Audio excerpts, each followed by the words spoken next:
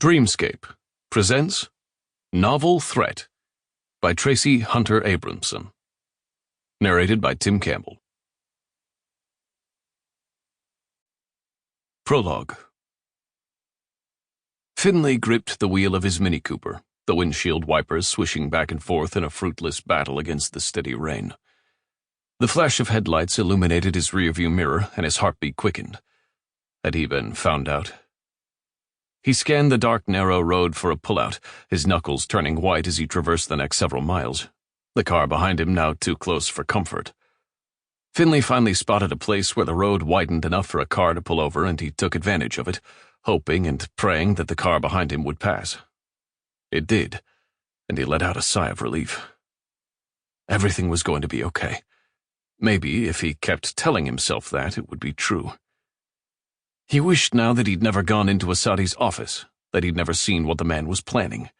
Death toll numbers in the hundreds, if not thousands. Innocent people would be lost, including women and children. Finley couldn't let that happen. The drive from Anglesey would have been best made during the day, but he'd needed to wait for his wife and children to go to bed before he'd slipped away. He'd needed to make sure no one knew where he was going. And in the dark, this late at night, he could be sure no one was following him from the island off the northern coast of Wales.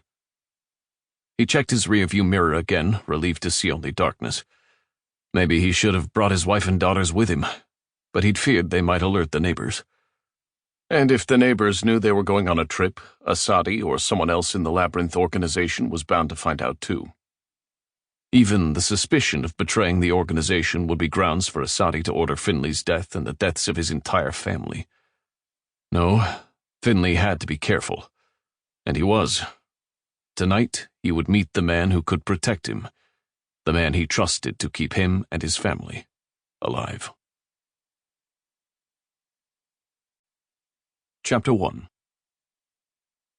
Brendan Hale huddled against the honey-colored stone building, his gaze sweeping the darkness, the trees and open space beside the stream barely visible beneath the overcast sky. The rain, cascading into the water flowing under the bridge a short distance away, intensified the noise. Brendan's body tensed with each passing moment. It was eerily quiet, too quiet. Then again, this little English village in the Cotswolds, quaintly named Castle Combe, could have been plucked right out of the 1600s, except that the light spilling out of a nearby window was fueled by electricity rather than lamp oil. He'd already taken a walk around the grassy area where he would soon meet his informant, and was relieved that he hadn't spotted any sources of concern. A drop of water trickled down the back. Sample complete. Ready to continue?